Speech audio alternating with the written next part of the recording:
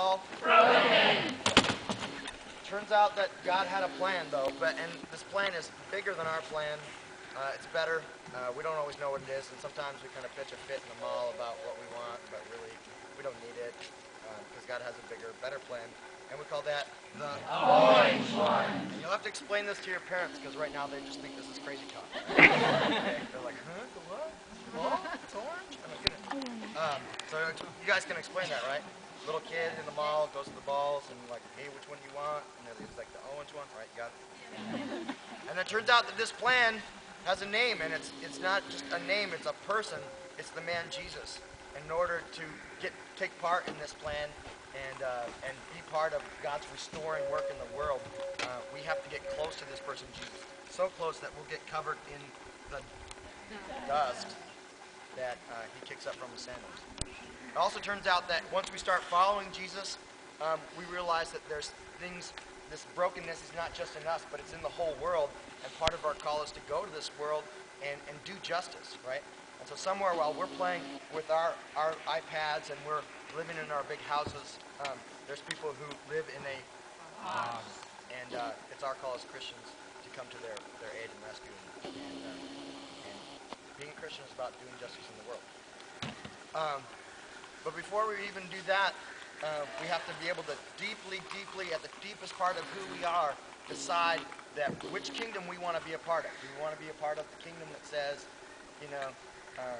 get rich, die trying, who you are is how you dress, who you are is how famous you are. Do we want to be a part of a kingdom that says you're the beloved creation of God and that no one can take that identity away from you?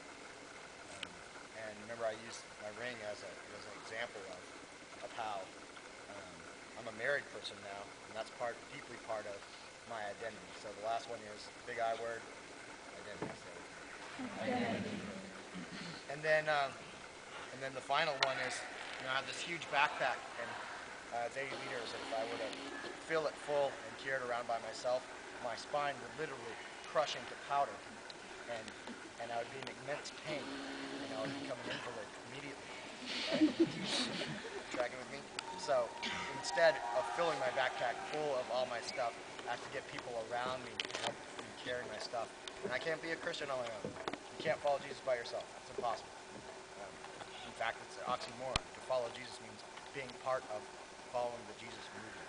So this is a big backpack, and it's a big word that rhymes with identity. It starts with a C. Maybe it's community. Hey, say it with me. Community. Say it with me one more time.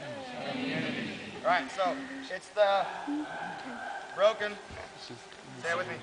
Broken, orange, dust, box, identity, community, revolution.